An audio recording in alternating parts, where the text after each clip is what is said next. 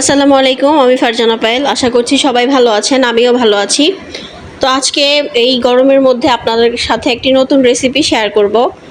যারা টক লাভার আছেন তাদের নিশ্চয়ই ভালো লাগবে। তো আমি আজকে যে রেসিপিটি শেয়ার করব আপনাদের মাঝে, এটার নাম হচ্ছে লেবুর পিনিক। ইদানিং খুব দেখছি যে এটা ভাইরাল হয়ে গেছে, তাই আমি ভাবলাম যে আমি নিজেও একটু করে দেখি। আমি টক অতটা পছন্দ করি না, কিন্তু আজকে এটা বানানোর পরে আমি খেয়েছি, আমার কাছে ভালোই লেগেছে। তো আপনাদের যদি আজকে আমার এই রেসিপিটি ভালো লাগে অবশ্যই বাসায় ট্রাই করবেন। এটা করতে আমাদের 2টা লেবু লেগেছে শুকনো মরিচ, বিট লবণ। এটা আপনার টেস্ট অনুযায়ী। আমি বিট লবণ খেতে অনেক পছন্দ করি তাই দিয়েছি। আর লবণ আর একটু শুকনো মরিচের গুঁড়া।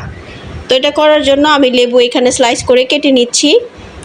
লেবুগুলো একটু চেষ্টা করবেন পাতলা পাতলা করেই স্লাইস করতে। আমি চেষ্টা করেছি এবং দেখছেন আমার লেবু কাটাটা কত সুন্দর হয়েছে।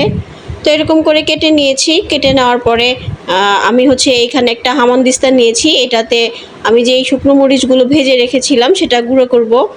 প্লাস এইখানে একসাথে আমি বিট লবণ আর একটু শুকনো মরিচের গুঁড়া সাথে অ্যাড করে নিব। তো আমি এইখানে শুকনো মরিচের মরিচ তো ভেজে এনেছি, ভাজার পরে এটা বোটা ছাড়িয়ে নিচ্ছি। তারপর আমি এটা এখানে গুঁড়ো করব। তো আপনারা চেষ্টা করবেন গুঁড়ো একদম ভালো করে করতে। আমি একটু সময় নিয়েই করেছি যাতে ভালো করে একটু গুঁড়ো করতে পারি। আর এটা ভালো করে গুঁড়ো করলেই দেখতেও সুন্দর লাগবে। প্লাস আমি ঝাল খেতে পারি না অতটা, টকও অত বেশি পছন্দ করি না, কিন্তু আজকে টকটাও ট্রাই করছি। যারা ঝাল খেতে পারেন না তারা একটু ভালো করে গুঁড়ো করে নেবেন, তাহলে আর মুখে লাগবে না।